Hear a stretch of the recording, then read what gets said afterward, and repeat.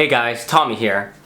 This was supposed to be my very first review of a shoe since I got these shoes back at the end of June before most people, but I kind of put it off and forgot about it. Well, now here's my review of the Nike Zoom Fly 5 after 50 miles.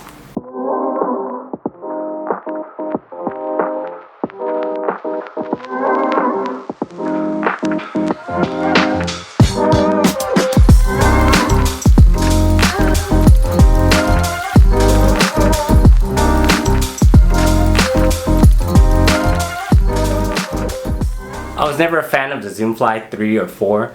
I found it a bit too stiff and firm, probably because of the carbon plate and the React midsole combo. Maybe it works better when actually running in a shoe instead of just trying it around in the store. Well, now this new version comes with Zoom X foam, so let's see what it's all about. The big thing everyone wants to know, is it really a brick? For me in my US size 9s, these shoes come in at about 270 grams or 9.5 ounces. It is heavy, but actually it weighs very similar to my Pegasus 38 and my Invincible runs. These are the only shoes I can compare them to because I don't have the 39 or Invincible Run 2s. The stack height is 32mm in the forefoot and 40mm in the heel for a heel to toe drop of about 8mm. I could be off by a millimeter or two, but it feels the same as my Tempo Next Percents in the forefoot and slightly lower in the heel. This shoe is priced at about $160 US, although where I bought my shoes, these shoes are actually quite cheap, costing just a little more than the Pegasus 39s. It's got the same rear cut in the heel as the Pegasus 39 and the Alpha Fly 2, and also has these side cuts right here, similar to the Pegasus 39. It's Nike's new design language and is completely revamped from the previous version. It's got a fly knit mesh upper, and it has a dual foam midsole with Zoom X scraps encased in SRO2 carrier foam. Plate check. Yeah, it's carbon plate in there. When this shoe first came out in my location, it featured this white colorway which I haven't really seen in any other place. I think looks really good. Now let's get into the details, starting with the upper. The upper is a fly knit mesh outer with a fabric inner. The outer part's very similar to the Vaporfly Next Percent 2, just with an extra layer of mesh in the inside. You can see the swoosh outline from the top to the side, which is a trademark of Nike shoes with fly in their names. Looks like a rubber or a suede material, and it looks pretty good. The eyelet chain of the laces do look very similar to the previous version. There's a fabric tongue that's soft, but isn't padded. There's like a padded pouch in the middle of the tongue, with Nike's Move to Zero logo and the name of the shoe. It's also a non-gusseted tongue too. The heel collar is soft and the heel counter does give the right amount of support. The fit is quite nice, snug, and comfortable. It feels like it fits almost better than my Pegasus 38. The blue and black interior is also fire. You can also see the blue interior lining the eyelet chain right there. It says Zoom X on the midsole, but we have recycled Zoom X foam in the midsole with an SRO2 carrier foam. It's got a high stack height, so it's got a carbon plate to keep the foam stable and give it that extra pop on toe off. The midsole looks like an inflatable boat. It's a lot of foam, and I'm guessing this is where most of the weight comes from.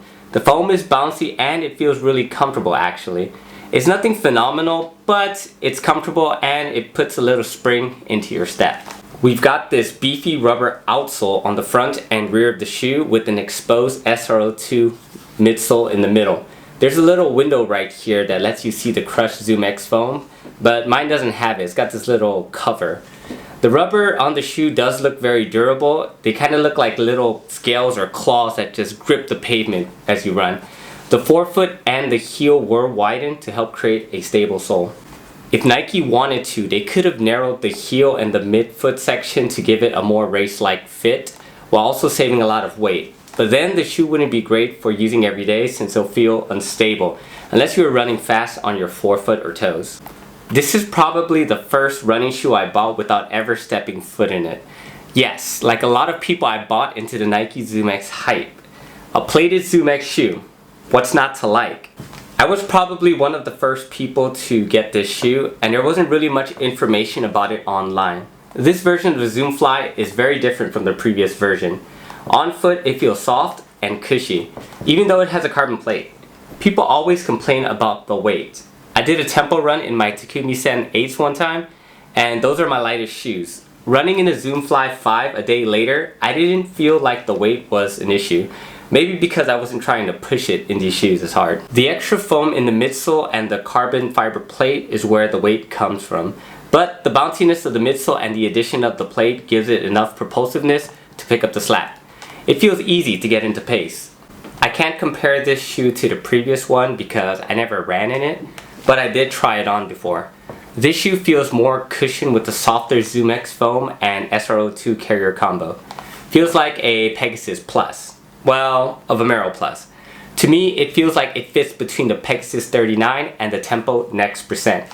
This shoe just cruises. I won't say that it locks in your pace, but it feels like the geometry and shape of the shoe, along with the midsole and plate combo, helps you glide through your stride. This shoe weighs about the same as the Zoom X Invincible Run. What does that tell me? Nike shoes are heavy, right? What it tells me is the weight is classified better in the daily category. It is heavy, but actually it weighs very similar to my Pegasus 38 at 280 grams or 9.88 ounces and the Invincible Run at 275 grams or 9.7 ounces.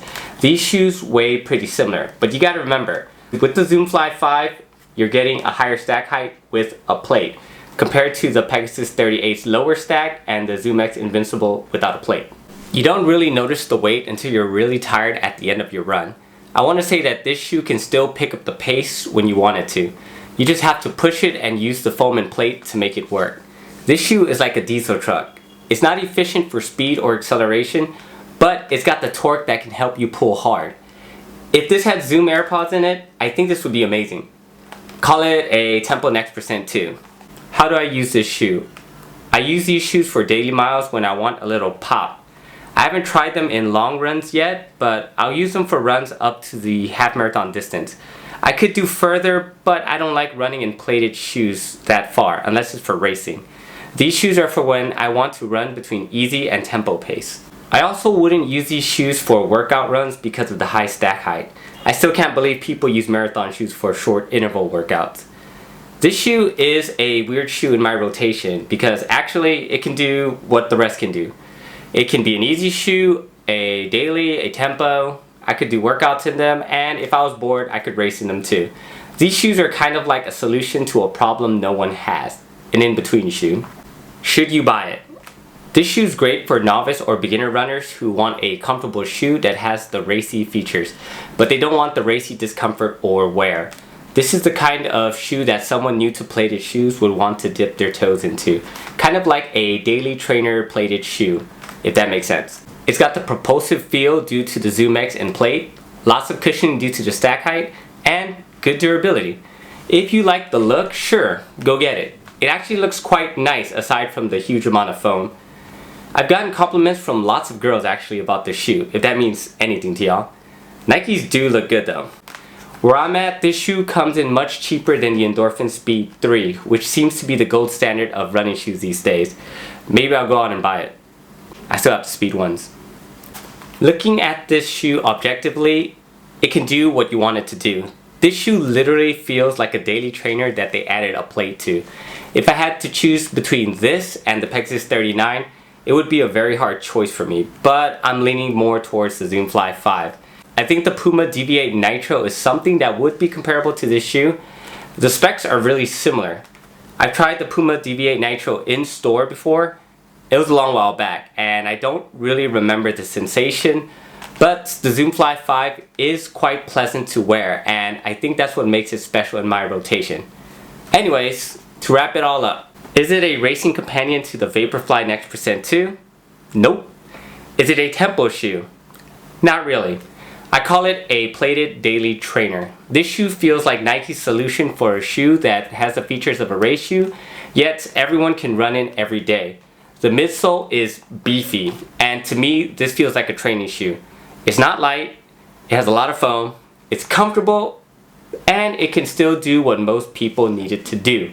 This shoe is the kind of shoe where you have to push it to get to your desired pace. The good thing about this shoe is that it's soft and comfortable. The biggest con is the weight.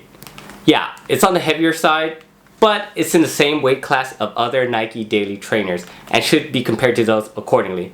If this shoe was lighter, then yeah, it could be a tempo shoe. This shoe isn't going to hit the paces you want to hit unless you push it yourself. Not everyone is trying to hit their next PR in every run. If this was my only running shoe, I wouldn't complain. It's actually quite nice. Having too many running shoes is where runners start to compare apples to oranges. One thing nobody talks about is that the Zoomfly series was a training companion to the Vaporfly racing shoes. This shoe may give us a glimpse of what the Vaporfly Next Percent 3 looks like, or it just might be mind-blowingly different. Anyways, that's all I got for this shoe. Did you guys try these shoes out? What do you think? Leave your comments down below, and I'll see you next time. Peace! I think the Pumian... Okay, I messed up. Why do I keep shaking the shoe? I don't know. I don't know what to do with my hands when... What do I do with the shoes? Do I move them? I bet my shoes are moving all over the place in this video.